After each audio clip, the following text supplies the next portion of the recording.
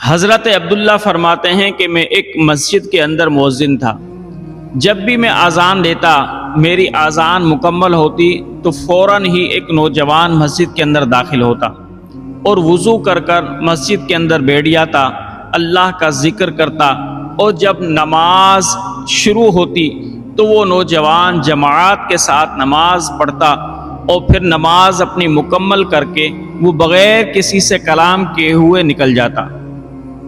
روزانہ اس کا یہی معمول تھا کہ جب بھی میں اذان مکمل کرتا وہ نوجوان مسجد کے اندر آ جاتا اور اپنی نماز پڑھتا اور بغیر کسی سے گفتگو کیے ہوئے نکل جاتا۔ کئی مہینے تک اس کا یہی معمول رہا۔ مجھے اس نوجوان کی یہ عادت بہت اچھی لگی اور میں دل میں کہنے لگا کہ یہ نوجوان تو بڑا نیک ہے، اگر مجھ سے کبھی یہ مدد طلب کرے گا تو میں اس نوجوان کی مدد کروں گا۔ تو ایک مرتبہ وہ نوجوان میرے پاس آیا اور کہنے لگا، اے عبداللہ، مجھے قرآن مقدس چاہیے تلاوت کرنے کے لیے، اگر آپ کے پاس ہو تو عاریتاً مجھے قرآن مقدس دے دیں۔ تو حضرت عبداللہ کہتے ہیں مجھے بڑی خوشی ہوئی، میں فوراً ایک قرآن شریف لے کر آیا اور اس کو دے دیا۔ اس نوجوان نے وہ قرآن شریف پکڑا اور جاتے ہوئے کہنے لگا، اے عبداللہ، آج کوئی بڑا واقعہ رونما ہوگا، بس یہ کہا اور وہ روانہ ہو گیا۔ اب وہ نوجوان سارا دن نماز پڑھنے کے لیے مسجد میں نہیں آیا تو میں بڑا پریشان ہوا کہ آج وہ نوجوان سارا دن مسجد کے اندر نہیں آیا۔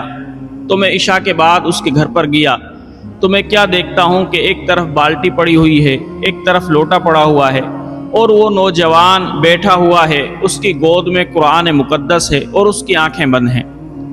جب میں نے اس کو آواز دی تو اس نوجوان نے میری آواز پر کوئی جواب نہ دیا، تو میں اس کے قریب گیا، اس کو جب ہلایا تو میں کیا دیکھتا ہوں کہ اس کی روح جو ہے وہ نکل چکی ہے، اس کا انتقال ہو چکا ہے۔ میں نے قرآن مقدس کو اس کی گود سے اٹھایا اور اونچی جگہ پر رکھ دیا اور محلے والوں کو بلایا، کہا کہ اس نوجوان کا انتقال ہو گیا ہے، آؤ تو اس کو اٹھا کر ہم چارپائی پر لٹا دیں۔ پھر محلے والے میرے ساتھ آئے، میں نے اس نوجوان کو چارپائی پر لٹا دیا اور پھر میں یہ سوچنے لگ گیا کہ اس نوجوان کے تو کوئی رشتہ دار بھی اس محلے کے اندر نہیں رہتے، اس کو کفن کون دے گا؟ اور میں یہی پوری رات سوچتا رہا۔ لیکن جب میں فجر کی اذان دینے کے لیے مسجد میں گیا تو میں کیا دیکھتا ہوں کہ ایک نورانی سی چیز مجھے ممبر کے اندر نظر آ رہی ہے۔ جب میں ممبر کے اندر گیا قریب تو میں کیا دیکھتا ہوں کہ وہاں پر ایک خوبصورت کفن پڑا ہوا ہے۔ میں نے اس کفن کو اٹھا لیا اور اللہ رب ذوالجلال کا شکر ادا کیا کہ یا اللہ، چلو ایک مسئلہ تو حل ہوا کہ اس نوجوان کا کفن تو مل گیا، اب میں آرام سے اس کو غسل دلوا کر اس کی جنازہ پڑھ کر اس کو دفن کر دوں گا۔ لیکن جب میں نے نماز پڑھائی اور نماز پڑھانے میں نے جیسے ہی سلام پھیرا تو میں اپنے دائیں طرف کیا دیکھتا ہوں کہ میری جماعت کے اندر حضرت مالک بن دینار بھی شامل ہیں، حضرت صالح بھی شامل ہیں، حضرت ثابت بن بنانی بھی شامل ہیں، جو اپنے وقت کے بڑے اولیاء کرام کے اندر ان کا شمار ہوتا تھا۔ تو میں نے سلام پھیر کر دعا کی اور پھر ان سے مصافحہ کیا اور میں نے کہا کہ آپ تو بڑے اللہ کے ولی ہو، برگزیدہ شخصیت ہو، اور آپ تو اس محلے کے بھی نہیں ہو، آج زہ نصیب کہ آپ نے میرے پیچھے نماز پڑھی۔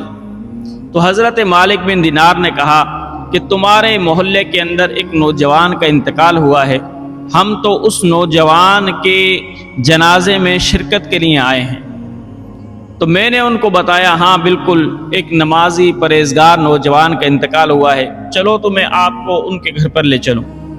تو حضرت مالک، حضرت ثابت، حضرت صالح یہ سب گئے اس نوجوان کے گھر پر، اور پھر خود حضرت مالک بن دینار نے، حضرت ثابت نے، حضرت صالح نے اس نوجوان کو غسل دیا۔ غسل دینے کے بعد حضرت مالک کہنے لگے کہ کفن میں دوں گا اس کو، حضرت صالح کہنے لگے نہیں، کفن میری طرف سے ہوگا، حضرت ثابت کہنے لگے نہیں، کفن میری طرف سے ہوگا۔ تو حضرت عبداللہ کہتے ہیں کہ میں نے عرض کی کہ میں پوری رات اس نوجوان کے کفن کے بارے میں پریشان رہا اور صبح کو مجھے مسجد کے محراب میں اس نوجوان کا کفن مل گیا۔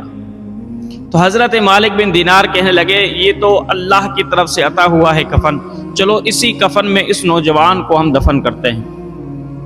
پھر حضرت عبداللہ کہتے ہیں کہ میں نے اعلان بھی نہیں کیا تھا، لیکن جب نماز جنازہ پڑھنے کا وقت آیا تو ہزاروں لوگ اس نوجوان کے جنازے کے اندر موجود تھے، اور پھر اس جنازے کو اٹھانے والے حضرت مالک بن دینار، حضرت ثابت، حضرت صالح، ان لوگوں نے ان کے جنازے کو اٹھایا اور اس نوجوان کی تجہیز و تکفین کی۔ تو دیکھیں اس نوجوان نے صرف وقت پر نماز پڑھی تو اللہ رب ذوالجلال نے اس نوجوان کو کتنا مشہور کیا اور کتنا بابرکت بنا دیا کہ وقت کے بڑے بڑے اولیاءوں کو اللہ رب ذوالجلال نے حکم دیا کہ میرے نیک بندے کی نماز جنازہ پڑھو۔ اور اس کو یہ برکتیں اور رحمتیں کیوں ملی؟ فقط نماز کی وجہ سے، کہ نماز سے اس نے محبت کی، نماز سے عشق کیا۔ تو جس نوجوان نے نماز سے عشق کیا، اللہ رب ذوالجلال نے بھی پھر اس کو ضائع نہیں کیا، اس کا اس محلے کے اندر چرچا کر دیا، اور اس نماز نے اس کو آخری وقت میں بھی قرآن مقدس کی تلاوت کا شوق دلایا، اور وہ نوجوان تلاوت کرتے کرتے اس دنیا کے اندر سے گیا۔ اور نبی پاک صلی اللہ علیہ وسلم نے فرمایا جو شخص جس حالت میں مرتا ہے قیامت کے روز وہ اسی حالت کے اندر اٹھایا جائے گا۔ تو وہ نوجوان قیامت کے روز بھی جب اٹھے گا تو وہ قرآن مقدس کی تلاوت کرتے ہوئے اٹھے گا۔ اور اس نوجوان کو یہ سب فضیلتیں کیوں ملی؟ فقط نماز کی وجہ سے، کہ وہ نماز سے محبت کرتا تھا، تو اللہ رب ذوالجلال نے نماز کی برکت سے اس کو آخری وقت میں قرآن مقدس کی تلاوت کا اعزاز بھی بخش دیا، اور پھر وقت کے بڑے بڑے اولیاء کرام نے بھی اس نوجوان کا جنازہ پڑھا۔ تو میرے بھائیوں، نماز کی برکت ہوتی ہے کہ نماز انسان کو ہر بلا سے، ہر مصیبت سے، ہر آزمائش سے، ہر پریشانی سے بچاتی ہے۔ بنی اسرائیل میں ایک کافر شوہر تھا اور اس کی بیوی مسلمان تھی۔ وہ کافر شوہر جب دیکھتا کہ اس کی بیوی نماز پڑھتی ہے، وہ اپنی بیوی کو روکتا اور کہتا کہ تجھے کیا ملتا ہے نماز میں؟ تو اس کی بیوی بولتی کہ نماز میں سکون ملتا ہے، اس نماز میں اللہ کی فرما برداری ہے، اس نماز میں اللہ کی اطاعت ہے، میں اس لیے اللہ کی فرما بردار بننا چاہتی ہوں کہ میں نماز پڑھ کر اللہ رب ذوالجلال کے محبوبوں کے اندر شامل ہونا چاہتی ہوں، اور یہ نماز مجھے سکون بھی دیتی ہے اور مجھے مصیبتوں سے بھی بچاتی ہے۔ اب اس شوہر کو اپنی بیوی سے نماز کی وجہ سے دل کے اندر بغض پیدا ہو گیا۔ پھر اس شوہر نے یہ منصوبہ بنایا کہ میں کس طریقے سے اس کی نماز چھڑواؤں اور کس طریقے سے اس کے عقیدے کو میں خراب کروں۔ تو اس نے ایک منصوبہ بنایا۔ منصوبہ کیا بنایا؟ وہ ایک پیسے کی تھیلی لے کر آیا اور اپنی بیوی کو کہا کہ اس کو اپنے پاس رکھ لو، جب مجھے ضرورت ہوگی میں تم سے لے لوں گا۔ اب اس کی بیوی اٹھی اور اس نے الماری کے اندر محفوظ کر کے وہ پیسوں کی تھیلی رکھ دی۔ اس کے شوہر نے دیکھ لیا کہ تھیلی یہاں پر رکھی ہے۔ جب اس کی بیوی نماز پڑھنے میں مصروف ہوئی، وہ آرام سے کمرے کے اندر گیا، الماری کو کھولا، دوبارہ اس تھیلی کو اٹھایا اور لے کر وہ باہر نکل گیا۔ دریا کے پاس پہنچ کر اس کافر شوہر نے اس پیسے کی تھیلی کو دریا کے اندر پھینک دیا۔ اللہ کی قدرت کہ جب اس نے پیسوں کی تھیلی کو دریا کے اندر پھینکا، ایک مچھلی نے اس پیسوں کی تھیلی کو نگل لیا۔ اب وہ شوہر پیسوں کی تھیلی پھینک کر واپس آ رہا تھا اور یہ کہہ رہا تھا دل ہی دل کے اندر کہ ایک دو دن گزریں گے تو پھر میں اس سے پیسے مانگوں گا، جب یہ پیسے مجھے نہیں دے گی تو پھر میں اس پر طرح طرح کے الزامات لگاؤں گا اور اس پر تہمتیں لگاؤں گا۔ اب وہ شوہر تو گھر آ گیا، ایک دن گزرا، دوسرے دن اس کے شوہر کے دل کے اندر یہ خواہش پیدا ہوئی کہ میں مچھلی کھاؤں۔ وہ بازار گیا اور ایک مچھلی خرید کر لے کر آیا، اپنی بیوی کو دی اور کہا کہ اس کو کاٹ کر تیار کرو اور شام کو تم میرے دسترخوان پر سجا دینا۔ وہ یہ کہہ کر باہر چلا گیا۔ بیوی نے مچھلی کو بسم اللہ الرحمن الرحیم پڑھ کر کاٹا تو مچھلی کو جیسے ہی کاٹا تو اس کے پیٹ میں وہی پیسوں والی تھیلی موجود تھی۔ اب اس کی بیوی سارا معاملہ سمجھ گئی، اس نے اللہ کا شکر ادا کیا اور پھر اس تھیلی کو اٹھا کر دوبارہ اسی جگہ پر رکھ دیا جہاں پر پہلے رکھی تھی۔ اب شوہر شام کو آیا، اس نے مچھلی کھائی، مچھلی کھانے کے بعد اب وہ اپنے منصوبے پر عمل کرنا چاہتا تھا تو وہ کہنے لگا اپنی بیوی سے، لاؤ وہ تھیلی کیونکہ مجھے کسی کو دینے ہیں پیسے۔ اب بیوی گئی، الماری میں سے وہ تھیلی نکال کر اپنے شوہر کے ہاتھ میں تھما دی تو شوہر اپنی بیوی کو تعجب کی نگاہ سے، غصے کی نگاہ سے دیکھنے لگا کہ یہ تھیلی اس کے پاس واپسی کیسے پہنچ گئی۔ تو اس کی بیوی اس کے تیوروں کو دیکھتے ہی سمجھ گئی۔ اس کی بیوی نے کہا، یہ سب میرے رب ذوالجلال کے نماز کی برکت ہے، تو نے تو مجھے ذلیل و رسوا کرنا چاہا لیکن اللہ رب ذوالجلال کی نماز نے مجھے مصیبتوں سے، آزمائشوں سے بچا لیا۔ جب یہ کہا تو اس کے شوہر کو اور زیادہ غصہ آ گیا کہ اس کو تو اور نماز سے محبت ہو گئی، میں تو اس پر الزام لگانے والا تھا کہ یہ نماز ہی کی وجہ سے چوری ہوئے ہیں اور میں تو اس کی نماز چھڑانے والا تھا، لیکن اس کو تو اور زیادہ محبت ہو گئی۔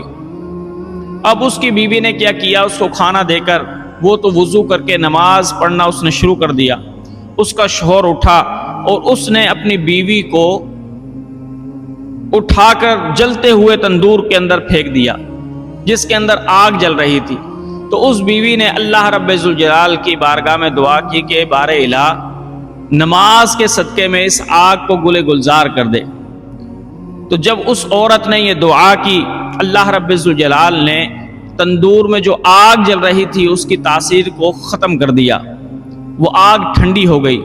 تو شوہر یہ نماز کی کرامت دیکھ کر، نماز کی برکت دیکھ کر حیران ہو گیا اور وہ عورت صحیح و سالم تندور سے باہر آ گئی اور کہنے لگی اپنے شوہر سے، جس نماز سے تم جلتے ہو، جس نماز سے تم حسد رکھتے ہو، جس نماز سے تم کینہ رکھتے ہو، دیکھو اس نماز کے اندر کتنی برکت ہے کہ اللہ رب ذوالجلال نے مجھے بہتانوں سے، الزاموں سے بھی محفوظ رکھا، اور اس نماز ہی کی برکت سے اللہ رب ذوالجلال نے مجھے اس تندور کی آگ میں جلنے سے بھی محفوظ رکھا۔ تو یہ تو میرے بھائیوں دنیا کی آگ ہے کہ نماز نے دنیاوی آگ سے محفوظ رکھا، لیکن جو شخص نماز پڑھتا رہے گا تو نماز کی برکت تو یہ ہوگی کہ وہ دنیاوی آگ سے بھی محفوظ ہوگا، لیکن آخرت کی آگ سے بھی وہ محفوظ ہو جائے گا۔